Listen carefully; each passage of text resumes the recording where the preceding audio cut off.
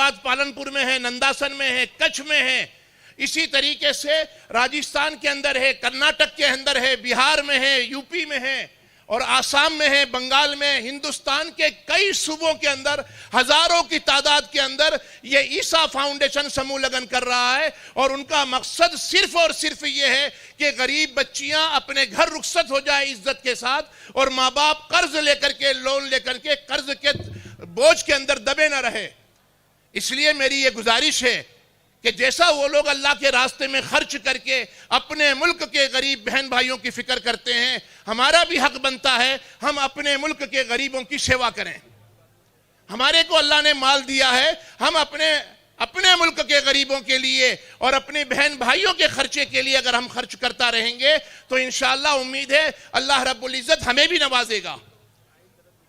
इसलिए मैं बहुत बहुत मुबारकबाद देता हूं। आज स्टेज पर जो तशरीफ लाए मेरे मेहमान, उनको भी मुबारकबाद देता हूं और उनका भी बहुत शुक्रिया अदा करता हूं। और इसी तरीके से ईसा फाउंडेशन का हमने जब जब उनसे कहा कि कितने समूह लगन, उन्होंने कहा कितने समूह लगन करने हैं, हमने कहा इतने हजार, कहा जाओ मंजूर है। अनाज की तकसीम की जा रही है, कोई गरीब भूखा और प्यासा न रहे। कोविड के मौके पर जब मैंने उनसे बात की, उन्होंने कहा मौलाना कोई घर किसी इंसान का ऐसा ना हो कि जिसके घर में अनाज ना पहुंचे।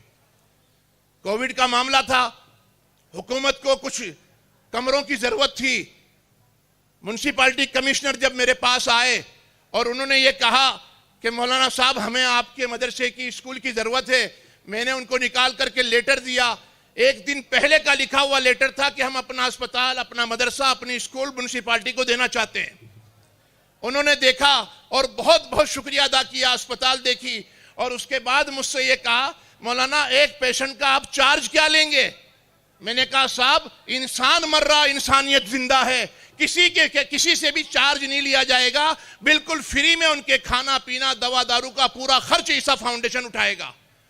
अल्हम्दुलिल्लाह रोजाना 50,000 आदमी का खाना, 10,000 आदमी का स्कूल पर, 10,000 का जुहापुरा में, 10,000 का वटुआ में, नारोल में 10,000 आदमियों का खाना रोजाना बनता था और गरीबों के मकानों पर पहुंचाया जाता था।